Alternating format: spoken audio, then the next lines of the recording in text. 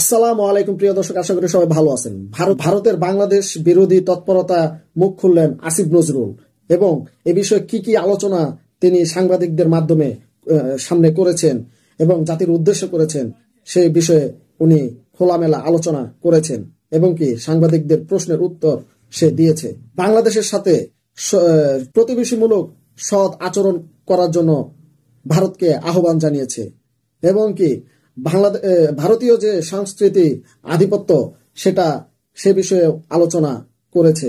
আসুন আসিফ নজরুলের মুখ থেকে আমরা শুনে আসি সে কি কি বলেছে। আজকের এই ভিডিওটা কিন্তু খুবই গুরুত্বপূর্ণ হতে চলেছে। এই ভিডিওটা অবশ্যই সবাই দেখবেন এবং কি বাংলাদেশের সমস্ত দল মত নির্বিশেষে সবাইকে ঐক্যবদ্ধ হওয়ার আহ্বান জানিয়েছে ডক্টর মোহাম্মদ ইউনূস এবং কি আমাদেরকে কেউ যাতে এই শক্ত অবস্থান থেকে সরাতে না পারে সে বিষয়েও ডক্টর ইউনূস আলোচনা করেছেন। আসুন ভিডিওটা দেখে আসি। সবাই একত্রে বাংলাদেশের সার্বভৌমত্ব, অস্তিত্ব, স্বাধীনতা এবং মর্যাদা রক্ষার প্রশ্নে ঐক্যবদ্ধ থাকার ঘোষণা দিয়েছেন, ঐক্যমত জানিয়েছেন। ওনারা এই সমস্ত সমাজে যে সমস্ত বিষয়ে ঐক্যমত প্রতিষ্ঠিত হয়েছে আমি একটু পড়ে শোনাচ্ছি আপনাদের।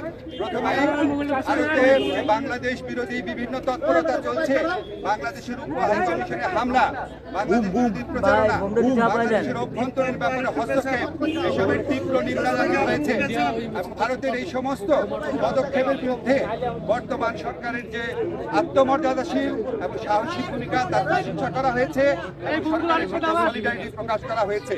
তবে একই সাথে সাথে ভারতের এই সমস্ত প্রচারণার বিরুদ্ধে সরকারকে আরো শক্তিশালীভাবে, আরো বেগবানভাবে এটাকে অ্যাড্রেস করার কথা বলা হয়েছে এবং এই জন্য প্রয়োজনীয় যে প্রবাসী যে আমাদের বন্ধুরা রয়েছেন, অন্য রাষ্ট্র রয়েছেন, বন্ধু রাষ্ট্র, তাদের সহযোগিতা, প্রবাসীদের সহযোগিতা, আন্তর্জাতিক সংবাদ সংস্থার যে সাংবাদিকরা রয়েছেন তাদেরকে এই দেশে ডেকে নিয়ে আসা, এই ধরনের নানান পরামর্শ দেওয়া হয়েছে এবং আমাদের কমিউনিকেশন স্কিল এবং ইন্টারন্যাশনাল লিগাল স্কিল বাড়ানোর পরামর্শ দেওয়া হয়েছে।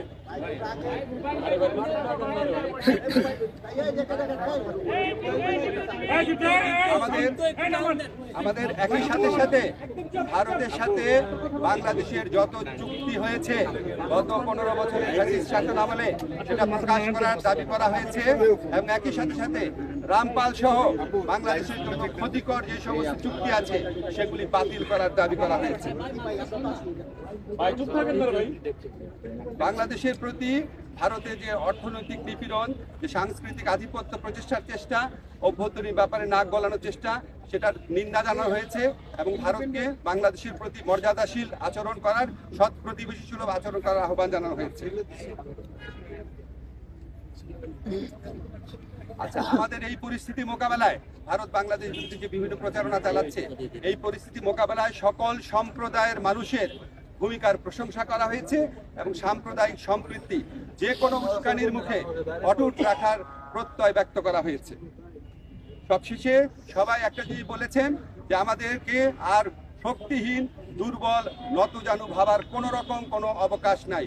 যে কোনো ধরনের অপপ্রচারণা এবং উস্কানির বিরুদ্ধে আমরা ঐক্যবদ্ধ থাকব এবং আমরা আমাদের ঐক্য অটুট রাখবো, আমরা সাহসী থাকবো এবং আমরা যে কোনো ভবিষ্যতেও যে কোনো ধরনের প্রচারণা আসলে, যে কোনো ধরনের উস্কানি আসলে আমরা আমাদের ঐক্যকে আরো বেগবান দেখানোর একটা প্রচেষ্টা অব্যাহত রাখবো। একই সাথে সাথে আমাদেরকে বলা হয়েছে, এটা প্রস্তাব আকারে এসছে যে আমরা যে গোটা জাতি এই যে ভারতের অপপ্রচারণার বিরুদ্ধে ঐক্যবদ্ধ রয়েছি, এই জন্য আমরা সবাই মিলে একটা সমাবেশ করতে পারি কিনা, সবাই মিলে একটা পলিটিক্যাল কাউন্সিল করতে পারি কিনা, এমনকি নিরাপত্তা কাউন্সিল করতে পারি কিনা, এই ধরনের প্রস্তাব আনা হয়েছে।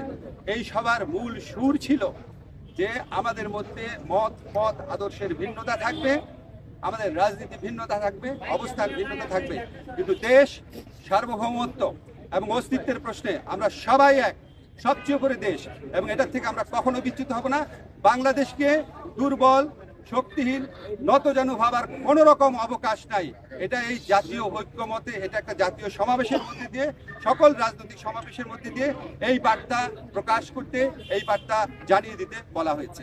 এবং আমার চ্যানেলে যারা নতুন, চ্যানেলটিকে সাবস্ক্রাইব, লাইক, কমেন্ট, শেয়ার করে পাশে থাকা বেল আইকনটা বাজিয়ে দিবেন পরবর্তী ভিডিও পাওয়ার জন্য। অবশ্যই ভিডিওটা বেশি বেশি শেয়ার করবেন এবং কি কমেন্ট করে যাবেন, লাইক করে যাবেন।